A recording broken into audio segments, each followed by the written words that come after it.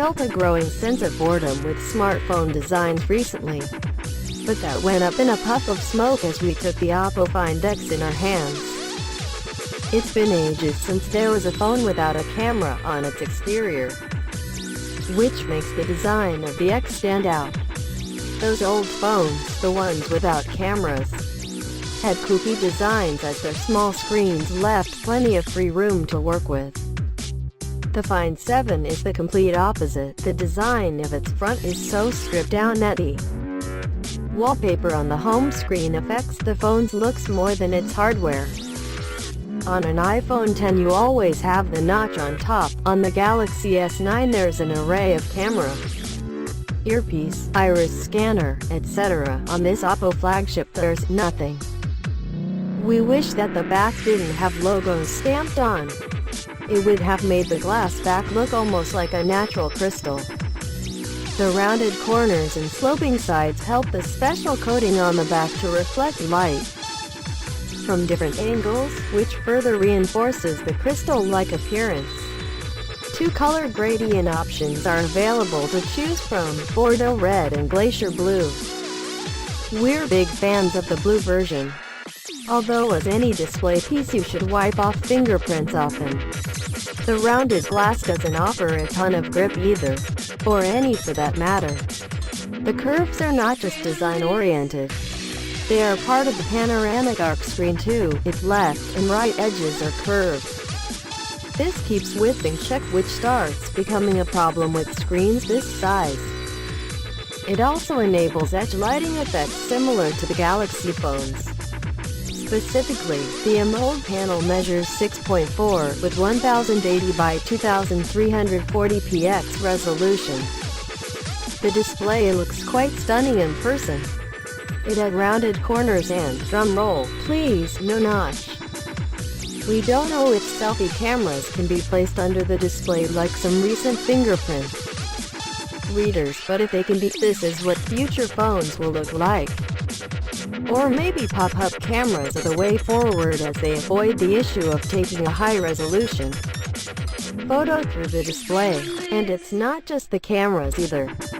There's plenty of hardware that wants to live on the front. It all starts with the 3D facial scanning tech on the Find X, which is the real deal. Not an iris scanner, not a camera-only solution. Oppo uses structured light like the iPhone X does. It projects 15,000 dots that help it read your face in 3 dimensions with millimeter level accuracy. The company calls this O-Face, not the best name if you ask us. Oppo boasts about the reduced false positive rate compared to fingerprint readers 1 million instead of 150,000. That's the same rate as Apple claims, even though Oppo's phone uses only half as many points. Anyway, this mini Connect tech is what makes the iPhone X notch one of the widest on the market. Some makers made fun of Apple and claimed their notches are narrower, but Oppo just one-upped them all. That comes at a bit of a price, though. The pop-up module needs 0.5s to slide out. That's faster than the Vivo NEXS. But that's still time spent waiting each time you want to unlock your phone. That said, the system still works surprisingly fast. A fingerprint reader would have been a welcome fallback though. The scanner is used for more than unlocking the phone or securing Alipay transactions. Its output can be fed to an AI for 3D smart selfie capture. The AI will offer suggestions on how to pose in your expression for more natural photos with the 25MP front camera.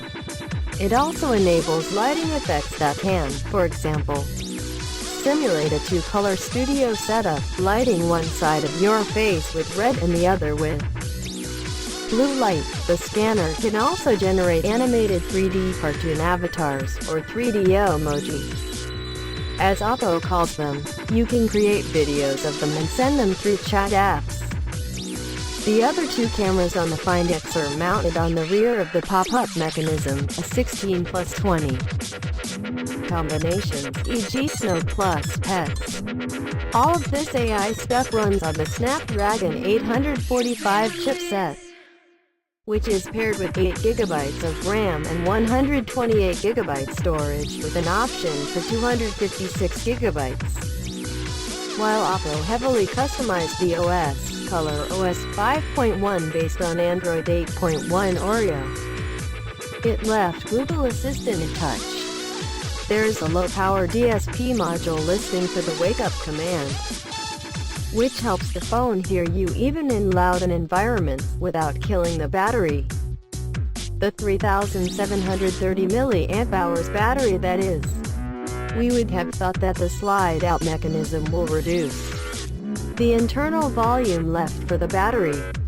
But capacity-wise, the Find X is better than most flagships. And Oppo's VOOC fast charger always wows with its speed. The charger connects to the USB-C port on the bottom of the phone. The company moved away from micro USB just recently. The port is flanked by the loudspeaker on one side, a dual SIM card slot on the other. There's no micro SD to extend the storage and no headphone jack. The only hardware controls on the phone are the keys on the left, volume buttons, and right side power. Opening the slider leaves a small gap on both sides near the top. In case you were wondering, no, the slider doesn't need to be out to take a call. While the earpiece itself is on the slider, there's a tiny grill on the front, which lets sound through.